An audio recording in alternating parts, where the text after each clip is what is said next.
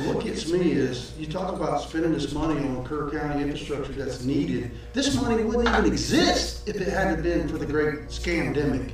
They created the problems that created the need, the shortage of tax funds and money. And you talk about 2022 and 2021, this might happen. I don't trust anything, including our elections, our Supreme Court.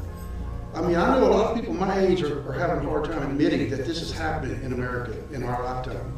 But these people are communists. They hate America. They're teaching it in our schools. They're invading the border as we speak. I don't think we should take any money from the federal government because they can't be trusted. We do not want more of Biden's mandates attached to keeping Biden's money. But I am here to put each man on notice that if you vote to keep Biden's money, I will hold you personally responsible and personally liable for any and all harm that comes to I, a woman called Sherry Snyder, and the family of I, as well as the residents of this county. I think the bottom line here is that we don't want this Biden money in our county.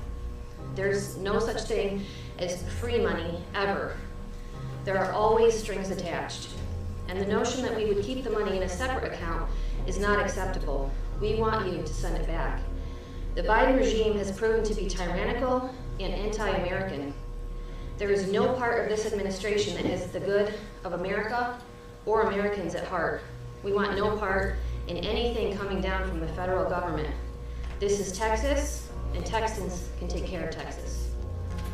The only guarantee we have of keeping Biden in DC and keeping Kerr County free of his overreach is by refusing the funds. We don't want them. If this body is not willing to reject the money in the first place, why would we believe you would fight for us against tyrannical mandates? The only way we know that this money isn't going to be spent is if it isn't there to spend. We do not want our need to raise the bar of spending here in Kerr County. Most everyone that I know feels that the tax burden here is already too high. And if we take these funds, even if there were no strings attached, it sets a precedent for higher spending, and that is not healthy for this county or its residents. We are looking for smaller government, not bigger. This ARPA money, I think, is supposed to soothe our feelings or make us think the government cares about us after the pandemic, and we're not going to be soothed. They lie. It's easy to lie. You get lawyers, they say fine print, all that kind of stuff. That's what's going to happen here.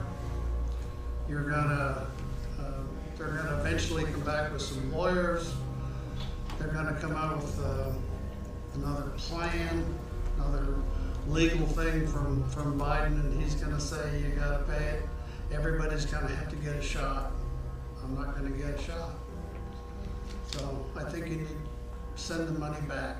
I strongly urge you to return this money now. This money is not free, and all federal money comes with strings attached.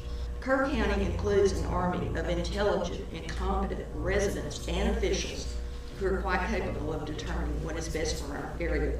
We do not need Washington bureaucrats making mandates for us to follow. Perhaps the most feared statement in any situation is, I'm from the government and I'm here to help.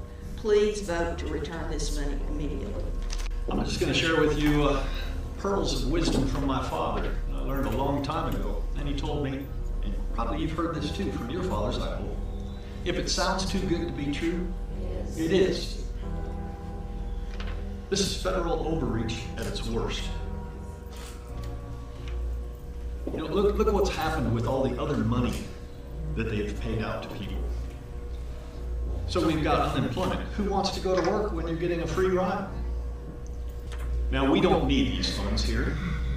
We've done just fine. And we'll get by without them. But you spend this money, you're signing a contract with the devil, and the devil's in the White House.